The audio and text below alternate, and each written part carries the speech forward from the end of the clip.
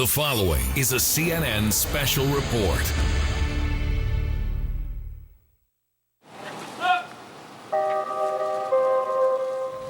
We all lost somebody yesterday. A mentor, a leader, our brother in blue. A fallen hero. G.I. Joe was a decorated police officer and our asset to our community.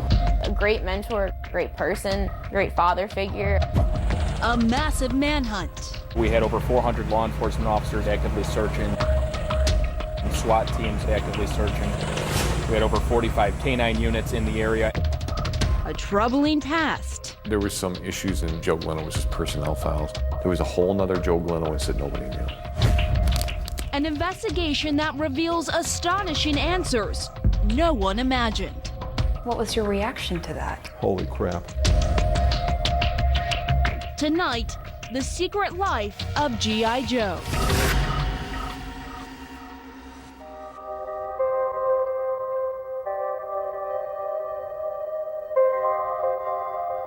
Early morning on the first day of September in the resort town of Fox Lake, Illinois, Police Lieutenant Joe Gliniewicz is heading to work. He'll never get there. He stopped down the street. There's I believe it's a local gas station, Quick Mart. That was an everyday stop for him to purchase cigarettes. Cigarettes in hand, the 52-year-old officer drives toward the community center that houses his Explorer post, where he mentors teens who want to be cops. The program is run by Fox Lake Police, and today the lieutenant must finish an equipment inventory for the administrator who controls department finances. He never went and did it. Instead, he drove past the Explorer post and went to the cement plant. He could have seen something in here. Maybe he thought he saw something, pulled in here to check it out. Around 7:25 a.m., the GPS tracking unit in Gliniewicz's car shows him pulling in front of this gate to the abandoned factory. 27 minutes later, at 7:52 a.m., the lieutenant radios dispatch. 5740 would be out in the old concrete plant check in. No white, no black. Did you need a second unit? Negative. 3 minutes later, he radios in again. 6740 needs to go off the response. 10-4, did you need a second unit? 10-4, go ahead, start, bud. 3 squad cars speed towards him.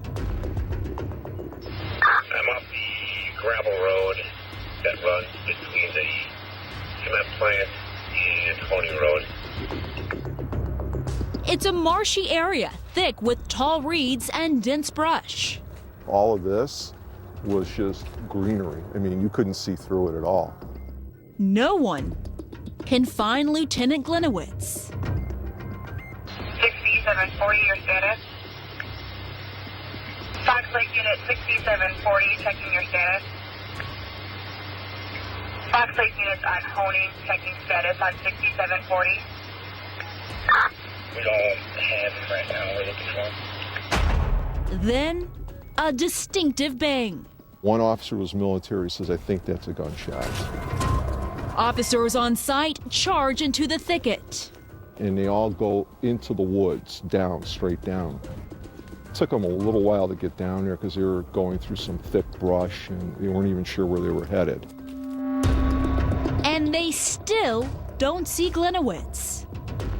Foxcom from CENTCOM, have you made contact with your officer? CENTCOM, that's negative. 792 on location. Try him on his cell phone, please. At 8:09 a.m., the radio transmission no officer wants to hear. Officer down. Lieutenant Joe Gliniewicz, a 32-year veteran of the Fox Lake Police Force, an officer expected to retire in less than a month, is face down near the marsh. He's been shot twice. One bullet has hit the phone he wears above his right hip. The other tears through his chest, ripping apart a major artery. He's dead. About 200 feet from the lieutenant's body, his gear is scattered. It looks like there's been a struggle. You had a pepper spray. This is a safety tab that was pulled from the pepper spray, and it was just laying here. Further down this path, there's a baton that's laying there. Beyond the baton are Lieutenant Gliniewicz's glasses, but they can't find his gun. Investigators fear the three men Gliniewicz said he was following are armed and dangerous.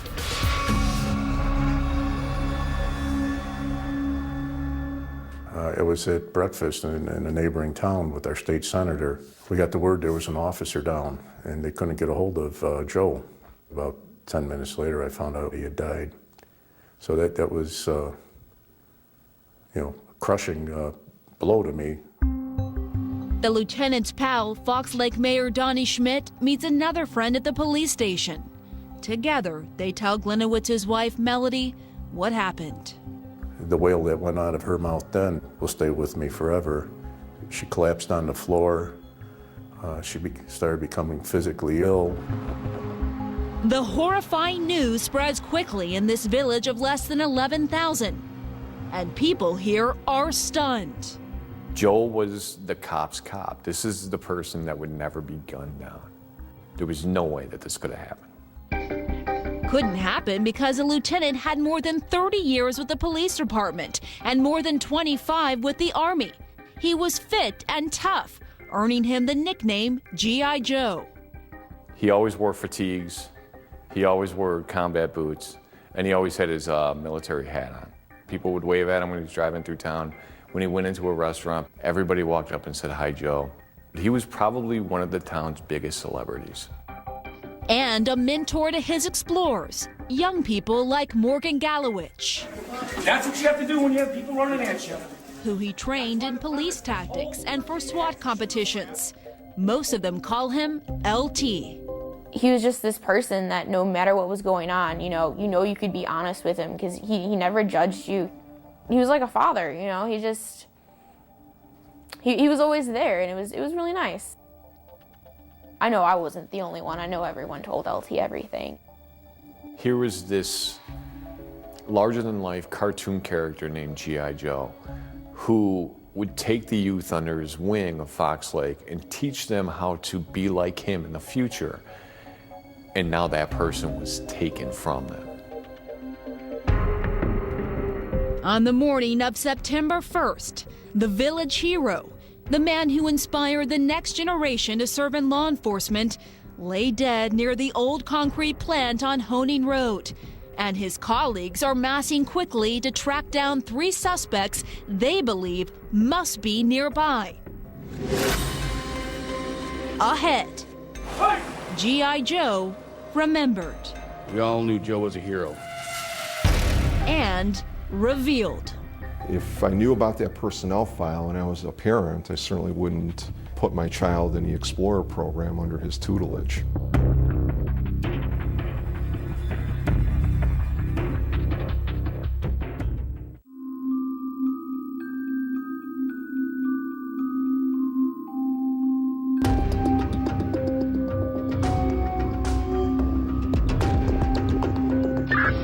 Fox Lake Battalion 22 has command rear order red.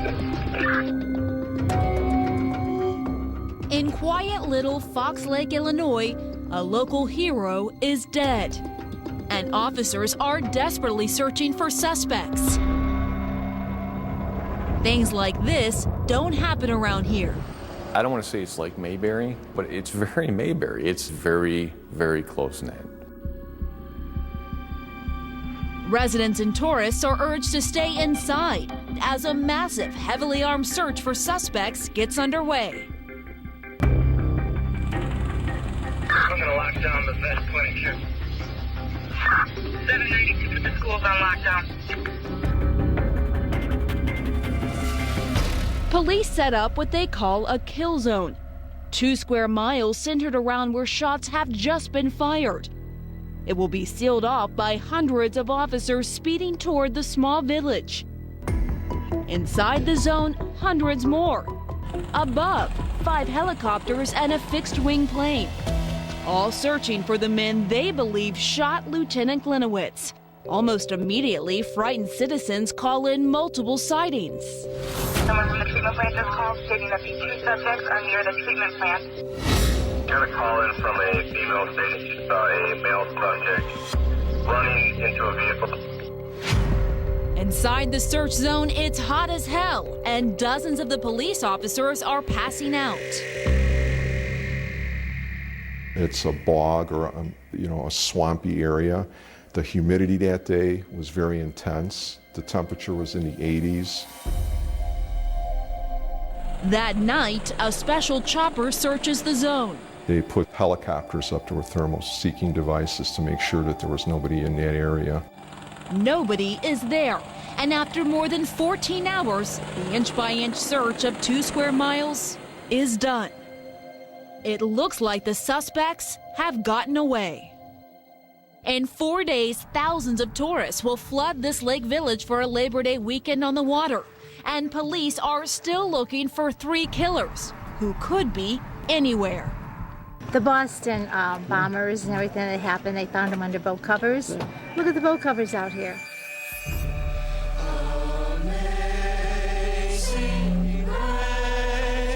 Despite the fear and uncertainty, about 1,200 people turn out for a quickly organized vigil the day after the shooting to remember the hero they called G.I. Joe. When you cut him, he bled Fox Lake blue. Among the mourners, explorer Morgan Gliniewicz. I was so stunned that this was happening, that this was real, that this was like my mentor, you know? It was like losing a family member. It sucked. Lieutenant Gliniewicz's widow, Melody, is also there with their 4 sons. Joe was my best friend, my world, my hero, the love of my life for the last 26 and a half years. He was the most wonderful, caring, and loving father to our boys. He will truly be missed by all of us. I could not bear the sight of Miss G crying. I couldn't do it. She is such a strong woman, and I've never seen her like that before, and I didn't want to. Later, that very night, about 5 miles south of Fox Lake, a call that sounds like the big break. Lake County Sheriff's Office. While I was outside looking at my car with the flashlight, 2 guys approached me and asked me if I was going to Wisconsin and asked me if they could get a ride. The caller says she hops into her car to call 911 while 2 men in hoodies, one black, one white, run behind a garden center. So you're feeling hopeful at this point that this could be something. Initially, it did sound like it was something. But it isn't. The canines were not able to establish any sort of track. The aircrafts that were up in the air almost immediately weren't able to detect any sort of movement or heat sources. It was later learned through further investigation that she had fabricated the entire account. Then another promising lead. Investigators believe they may have the 3 suspects Gliniewicz said he was chasing on tape. And they were all together in the video? They were all together, and it was a great job that the FBI did from Quantico, and he just put together this sequential video. The men are identified within 8 hours. And what seems like another great lead fizzles into nothing. Couldn't have been a stronger alibi. That alibi? Breakfast. We have them on a video ATM withdrawal to get money to go to breakfast. We did a photo lineup with the waitress who identified all 3 of them. They left a pretty good tip. We have a credit card receipt. Again, another huge disappointment for you. Yeah, but you keep going. Keep going, searching for a killer, trying to solve the mystery of what happened to Lieutenant Joe Gliniewicz. Ahead. His fatal gunshot wound was 2 inches under the top of his vest. How did that happen?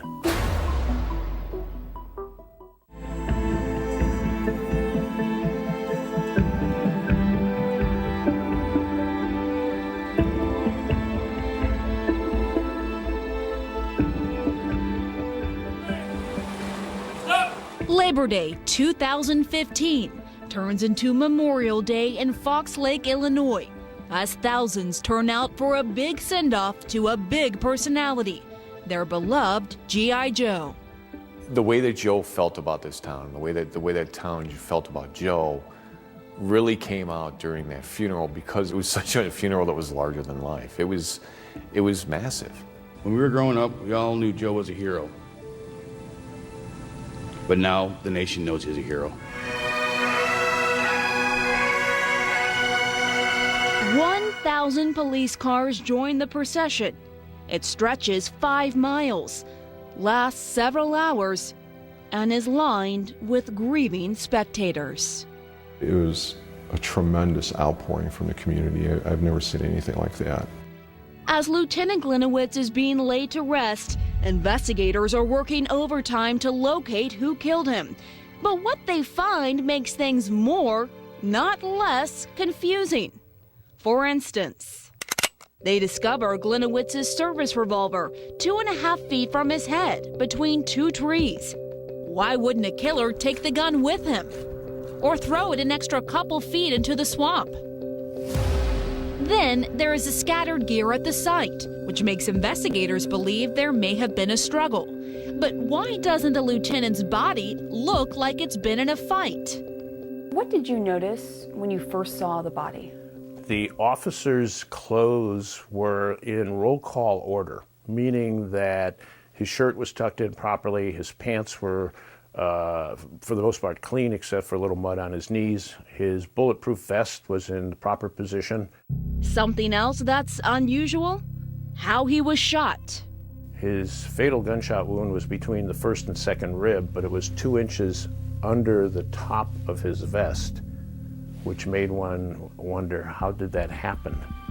At the crime scene, investigators are trying to figure out how someone could have gotten close enough to shoot the very tough G.I. Joe underneath his bulletproof vest. We did every possible scenario you can imagine out here to try to explain, what happened. Back at headquarters, they're digging through his personnel file looking for information. There, they make some astounding discoveries. There was a whole nother Joe Gliniewicz that nobody knew. The file is 264 pages thick, full of accolades and shocking information. Let me put it to you this way. If I knew about that personnel file and I was a parent, I certainly wouldn't put my child in the Explorer program under his tutelage. In May of 1988, Fox Lake Police Sergeant James Bush stated that he was called by a sheriff's deputy who found Officer Gliniewicz passed out in his truck on the side of the road, with the engine running full throttle, with his foot on the gas. Sergeant Bush wrote that he was summoned because a deputy couldn't wake Gliniewicz, and this was not the first time that something like this has happened. In 2003, a Fox Lake radio dispatcher claimed Gliniewicz joked about putting bullets in my chest. 3 weeks later, she claimed he brought a gun into the dispatch room. I don't appreciate someone cocking a gun or whatever he was doing, making clicking sounds with it, especially when that someone just recently joked about putting bullets in my chest. And there's more. In 2009, some anonymous officers sent former Fox Lake Mayor Cindy Irwin letters saying they had, a list of grievances against Gliniewicz. Among the many accusations, various members of the department have been approached by bouncers from different establishments and advised that Lieutenant Gliniewicz had been escorted from the establishment in a highly intoxicated condition. The letter goes on to claim that Gliniewicz did not pay a bar tab in excess of $300, that he took his family on vacation to Wisconsin in his squad car, and that on several occasions he inappropriately touched women, grabbed their breasts. Hardly qualities that describe a hero. I've seen the personnel file, but if you show that to people, if you bring that out and show that to people, I don't think there'd be too many people who would actually believe some of the stuff that was in there. But what may be most disturbing in the file is a reference to this lawsuit against the Fox Lake Police Department. It was filed in 2003 by a former female officer who claimed Lieutenant Gliniewicz pressured her to perform oral sex on him 5 times in the year 2000, saying that these sexual favors were strongly encouraged and/or required to protect her job. Gliniewicz was suspended 30 days. The lawsuit was eventually dismissed. It's unusual for somebody to be a lieutenant and have supervisory authority with a personnel file looking like his. In a document obtained by CNN, one of the officers involved in the Gliniewicz case describes a lieutenant as a golden child at Fox Lake PD who must have had some dirt on someone to be able to stay with the police department. Current Fox Lake Mayor Donnie Schmidt says he didn't know what was in his friend's file. I don't have access to our employees' files. The only time I look at a file is if there's a discipline problem. The 2 years I was trustee and the 2.5 years I was mayor, we never had a complaint on him. The personnel file, while shocking, doesn't immediately change the way local authorities are looking at the Gliniewicz case. It didn't get you thinking differently in terms of how he was killed? No, other than coming up with another theory. If he had those types of issues, in particular with women or co-workers, then perhaps there was something else that was more nefarious out there. Maybe this was some kind of a vendetta involving a female. Or maybe his death is connected to yet another secret. Ahead. After another story came out of left field, and my boss looked at me and said, "This is just a complete circus." And it was.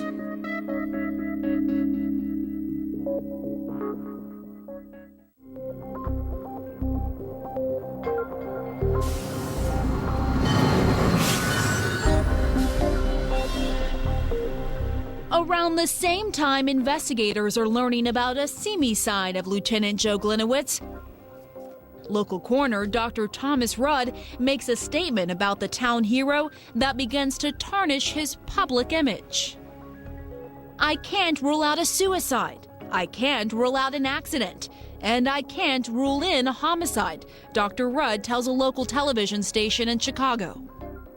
Why'd you say that publicly? Because I had no evidence to rule in homicide, suicide, or accident.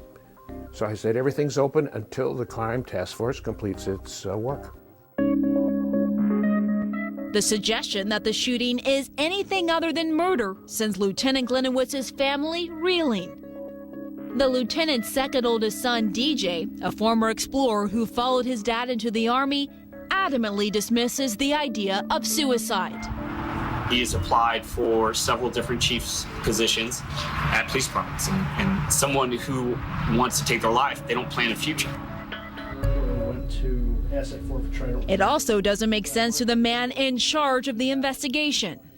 Who would self-inflict one wound and then go and self-inflict the second wound? It's unheard of.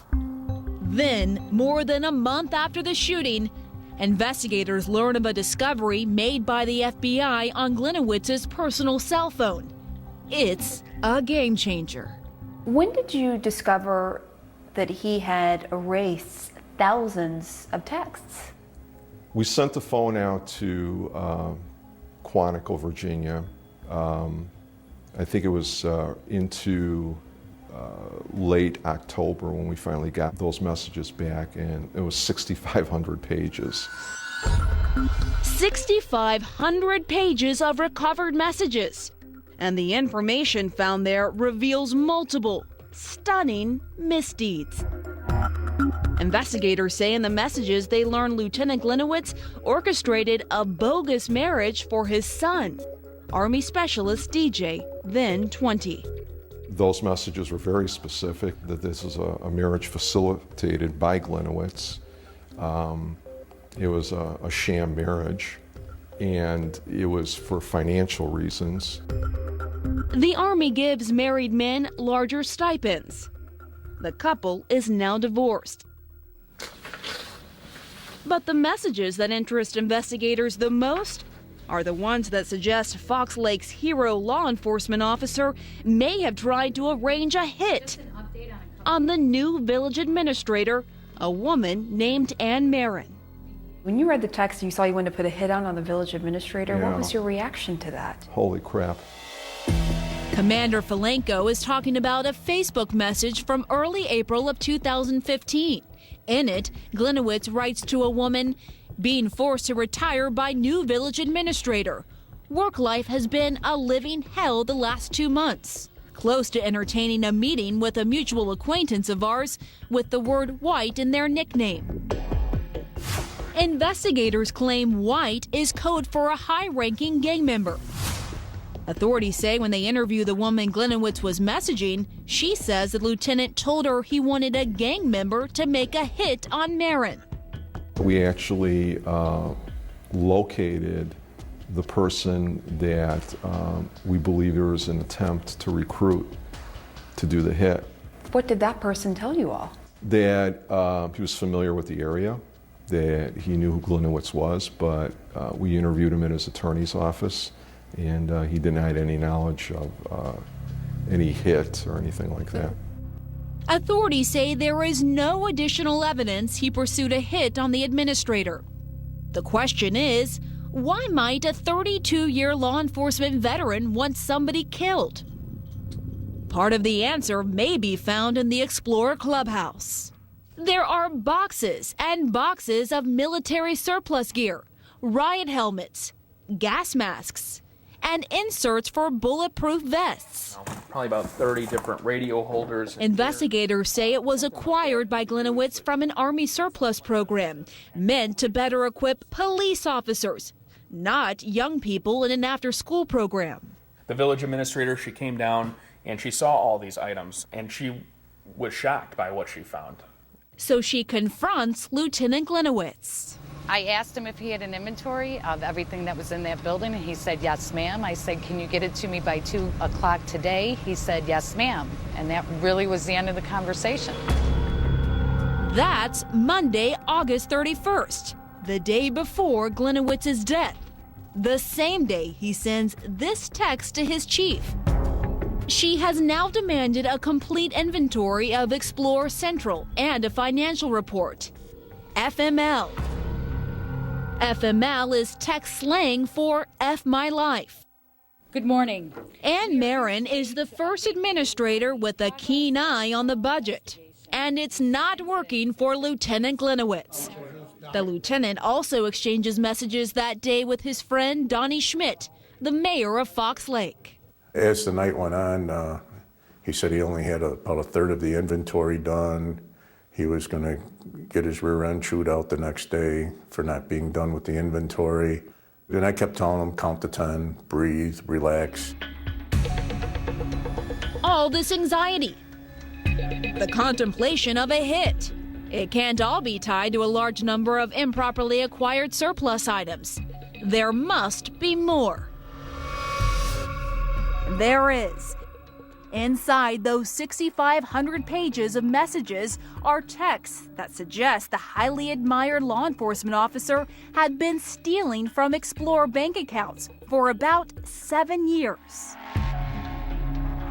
In June, he types to a person identified by investigators as individual number 1. Use the Explorer account for the flight, $624.70. CNN has learned individual number 1 is his wife, Melody. A few days later, he types to a person identified by investigators as individual number 2. You are borrowing from that other account. When you get back, you'll have to start dumping money into that account, or you will be visiting me in jail. The $1,600 and the $777 all came from there. CNN has learned individual number 2 is his son, DJ. According to family attorneys, Lieutenant Gliniewicz had been depositing his own money into the Explorer Post bank account. Up next, a shift. A massive shift. So just over a month after he died, that's when you're starting to think this may be something else. Different, yeah. Yeah.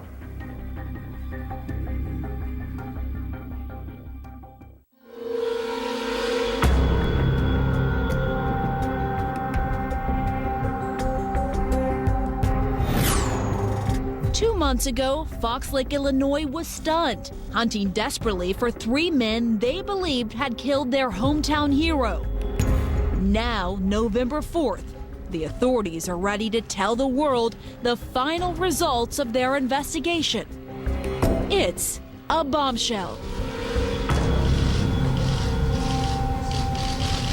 This extensive investigation has concluded with an overwhelming amount of evidence that Gliniewicz's death was a carefully staged suicide. Bombshells involving the death of Lieutenant Joe Gliniewicz. Everyone in that room was completely stunned. In the room, shock reigns. Commander, the lieutenant, commander. You still insisted for 2 months that it was a homicide investigation first. Our intention was never to mislead the public. We completely believed from day one that this was a homicide. I gotta tell you, I mean, I was hearing from law enforcement folks, this looks like suicide. We knew there were going to be a lot of questions about this, and no matter how long it takes, we want to get it right. In and around Fox Lake, the news devastates the lieutenant's friends and supporters. I didn't want to believe it at all. I didn't want to accept the fact. I didn't want to hear about it. I didn't want to listen to anyone say it. I didn't want to hear it. You don't know how to feel. You feel so pissed off, and you feel so betrayed, and you don't understand it. After 9 weeks of investigation, authorities now believe they know what really happened on that first day in September. G.I. Joe was not who they thought, and his death was no accident. The first shot takes place here. The crime lab estimates it was anywhere from, I believe, 3 to 6 inches out. The initial impact is absorbed by the telephone. Lieutenant Gliniewicz's work phone, the one he is wearing above his right hip. It goes through the telephone and is absorbed through the vest. Not fatal, but painful. It would be similar to that of a sledgehammer hitting you in the side. Dazed, but not badly hurt, police believe Gliniewicz then does the unthinkable. You're literally taking your hand and you're shooting downwards under your vest. To Commander Falenko, 2 shots originally suggested homicide. Who would shoot themselves twice? We found out his high tolerance for pain. One of the interviews we had with his wife, she indicated when he was in pain, he would be in a different place. That explains how the lieutenant was able to kill himself, but there are still some ends that need to be tied up. The gun is found 2.5 feet from his head, placed between 2 trees. If Lieutenant Gliniewicz shot himself, how did the gun get there? This fatal shot did not hit the heart. It hit the pulmonary artery. He could have lived up to 2 minutes, and that was a key piece of information. He shot himself standing in a downward angle under his vest, dropped the gun, and still had enough to walk a couple of feet and fall down face first. And what about the lieutenant's gear? It seemed to be tossed everywhere, indicating a struggle. This is what he did. He trained explorers. I mean, they have these competitions where they stage crime scenes. Lieutenant Gliniewicz had staged scenes right here before. The concrete plant is where we do a majority of our sniper training. He knew it like the back of his hand. What do you make of the fact that he bought 2 packs of cigarettes that morning before he went to the concrete plant? If you're going to stage something, you want to give the perception of everything is business as usual. Investigators now know how he did it, but why? The answers, they say, are in the texts he tried to delete. Texts that suggest he was lying, stealing, and feared getting caught. He used this Explorer account as his personal account. A lot of what these monies were spent on were very unusual. Health clubs, Starbucks, adult websites. plane tickets. In other words, not expenses for a group of teens. No, not pizza parties. In the end, investigators say he stole thousands from the people who trusted him the most, his beloved explorers. I would have done anything that I possibly could have to help him. I think a lot of people would have helped him too if he would have asked for help. I just think he was very prideful, and I think that's what ultimately led up to making his decision. He didn't want to ask for help. The police officer's thought process, his persona, his reputation out there in the community is more valuable than anything. So he's trapped. And he comes up with the scenario of, if I go out as a hero, and even if they do discover all of this in the end, the hero is going to outweigh the zero.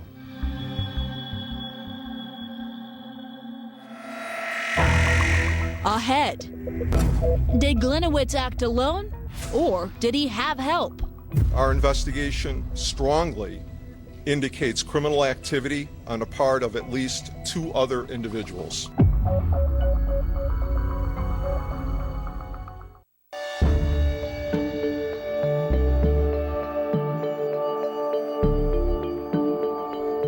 Behind a gate, down a gravel road, a blue cross now marks the spot near where Lieutenant G.I. Joe Gliniewicz died. Once shrouded in mystery, what happened here has come to light. Do you have any doubt whatsoever about the suicide determination? No, this is a suicide. You're 100% certain it was suicide? 100% certain.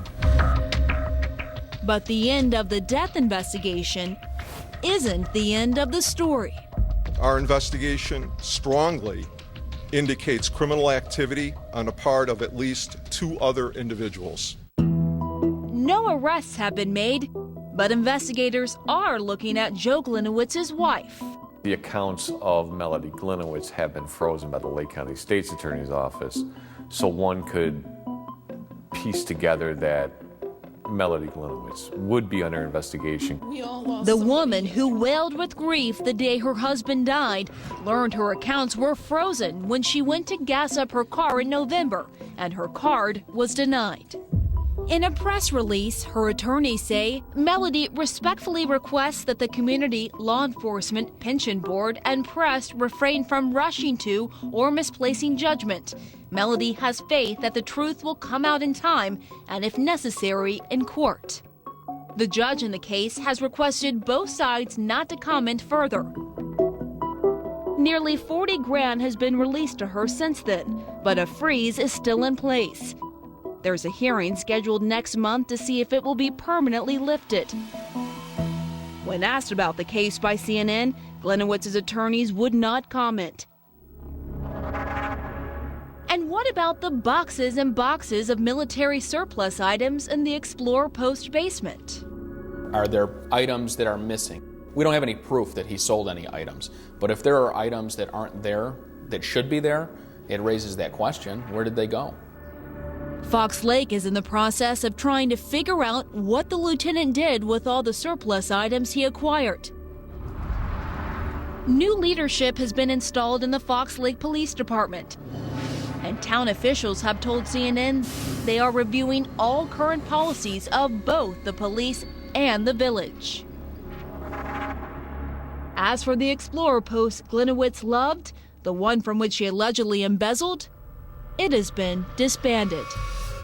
With it being under investigation, we just felt it was best to go on hiatus until we can restructure, the investigations are done, and we'll start with a clean slate. We have to turn in everything that says Fox Lake Police and or Explorer Post on it.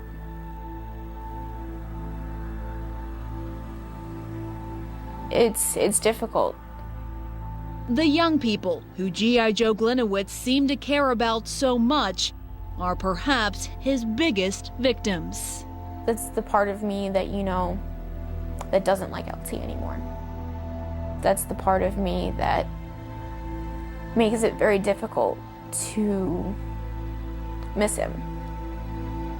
And for him to do this and to leave us in the position that we've been in, It's difficult. Very difficult. Despite all that, her opinion of the man called G.I. Joe hasn't changed. He will forever be my hero.